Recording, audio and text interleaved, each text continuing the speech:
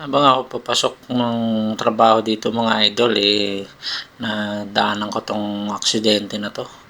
Hindi ko matiyak kung karambola ba to, sangkot yung mga malalaking truck Kasi merong construction, may ginagawa kasi dito mga idol. Ayan ang dami pong mga truck. So, yun, napaisip ako kasi madulas ito mga idol, bagong ulan. So, kaya dito sa may sumulong highway yan idol.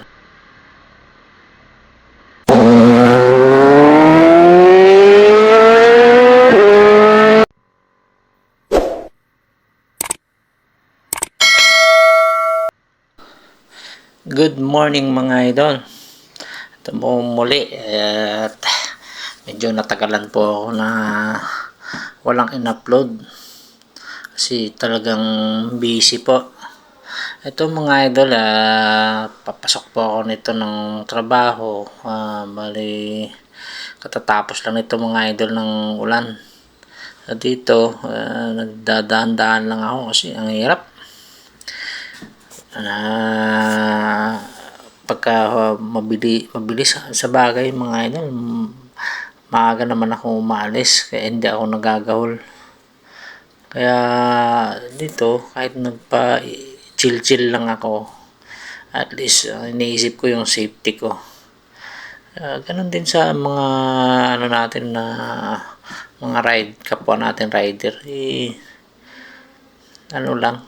chill lang tayo, hindi tayo pwede magpakampante kasi hindi natin masabi yung sa kakalsadahan. Minsan maluwag nga ang kalsada, hindi naman sasakyan ang ma-encounter mo bigla-bigla. Nandyan siyempre yung mga alagang hayop, tao. Yun kasi mga idol, minsan nakakabulaga, kaya pagka matulin ka, it's either makabangga ka o masaktan ka rin, mas sumimplang. So ganito na lang para hindi ako nagagahol sa oras at hindi ako nagmamadali kasi mahirap mga idol pagka ganito yung maulan. Napakahirap para sa akin. Dito ako laging kabado. So tuloy natin mga idol, sana samahan niyo po ako hanggang dulo. Let's go!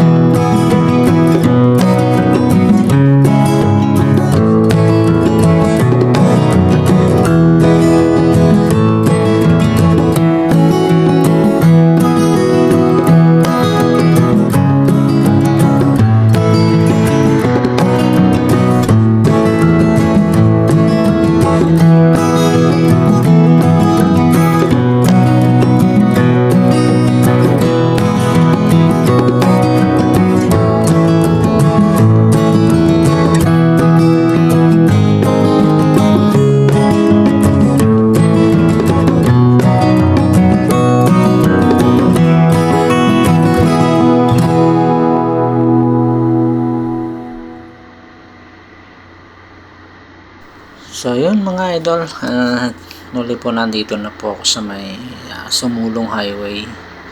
So dito ay mga idol, medyo kinakabahan ako kasi meron na akong nakasabay na mga malalaking truck na which is hindi naman hindi bihira lang. Madalas kasi niyan dyan mga idol ay kasalubong nasa kabilang direksyon sila. Pagka mga ganitong oras, mga alas 4 na po ito ng madaling araw, bali di paahon po yan sila, marami. Pero dito may mga nakakasabay na rin po ako, so hindi na po maganda ang kutob ko. Ang ginagawa ko po dyan, ang takbo ko na lang po dyan 30 to 40 at ayaw ko nang mabilis dahil kinukutuban na ako ng hindi maganda at kabado na ako. So yan dyan mga idol, nagtuloy-tuloy na po akong bumiyahin yan dyan kasi ano na po yan yung oras naman po na yan, mahaba pa po yan na maaga akong makakarating kumbaga. So dito na po ako sa may Sumulong Highway, banda ng yung crematorium na to, lampas ng Heaven's Angel pala. So dito na na po ako dyan, tuloy-tuloy. So pero hindi po ako niyan dyan. Siyempre nag-iingat din po ako. Lagi kong iniisip yung pamilya ko na kailangan kong makauwi ng ligtas, tsaka laging kalmado lang sa pagdadrive. Yung iba po kasi napapansin ko parang kung magpatakbo hindi dalawa ang gulong, parang may siyam na buhay, parang galit yata sa silinyador nila. Kaya pagdating ng biglaan na pangyayari, hindi na siya makapagpreno, gahol na. Kaya dito tuloy po natin mga idol yung video po na ito.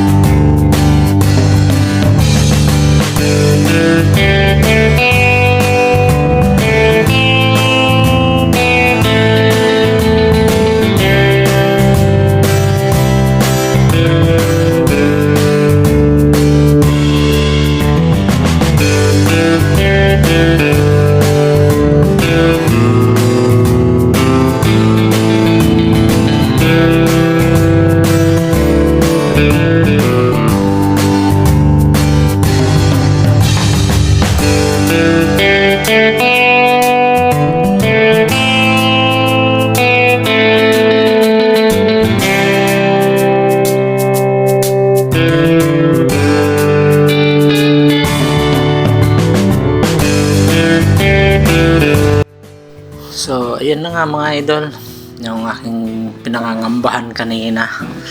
Dito na nga po sa may sa may bahaging to ng College of St. Benilde, kasi may ginagawa po dyan. Dito po na parang nagkarambola na sila dyan, kasi sangkot po yan dyan yung may parang may L3, nagkalat na po ang bubog nyo dyan sa kalsada, kaya ganyan matraffic. May mga malalaking truck mga idol ang nakakaano dyan, mga kasangkot. Kawawa naman yung L3. So andyan habang nag-aantay, pinapakiramdaman ko nga po, kasi andyan may mga na rin po may mga enforcer na rin po dyan na dumating. So ito nga po, kung makikita nyo nga po, ayan kung gaano kalalaking mga truck po yan. Kung kanyan, nako, magiging kwento ka na lang. Ayan po, malalaki itong L3. Ayan yung mga bubog nyan. Ayan, parang nagkarambola po sila dyan mga idol, kasi madulas po dito, tsaka sa bahagi po may mga nagagawa po dyan. Ewan ko ba kung ano mga ginagawa dyan, ang tagal na nyan, mula pa doon sa may bandang Fatima yan, pababa sila, parang ewan, ang tagal-tagal, kaya nangyayari ganyan, na hindi mo masabi ang disgrasya. Ayan, lalaki ng mga dump truck na yun mga idol. Sa mga kapwa natin motorista, ingat-ingat po talaga tayo mga idol. Kagaya po ng lagi kong sinasabi sa mga video ko, lagi po tayong mag-ingat. Hindi po natin kailangan magmadali, kasi ang gawin po natin, mag-adjust po tayo ng oras para hindi tayo nagagahol. Kasi sa totoo lang mga idol, hindi po oras ang maghihintay sa atin, hindi oras ang mag-a-adjust, tayo po ang laging mag-a-adjust, para rin po sa safety natin yan. Kasi kung aalis ka, papasok ka,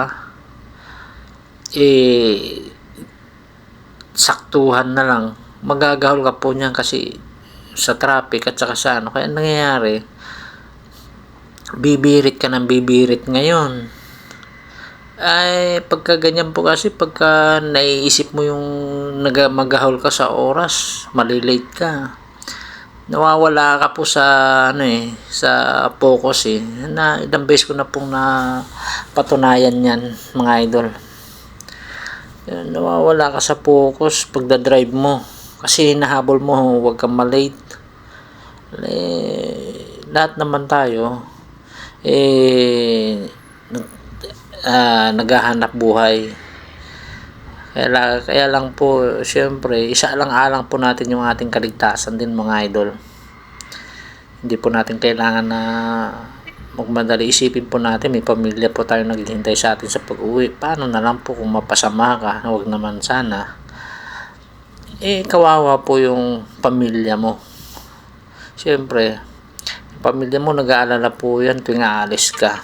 Isipin nyo rin po sila. Kaya palaging presence of mind, kalma lang, tsaka laging ingat mga idol.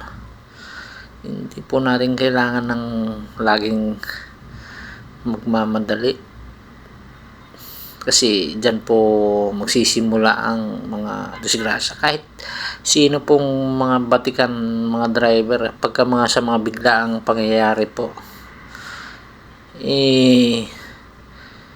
hindi po maiwasan ng mga ganyang pangyayari na aksidente. So sa mga kapwa po natin, lalong-lalo na po sa mga riders, ingat-ingat po mga idol. Isang paalala,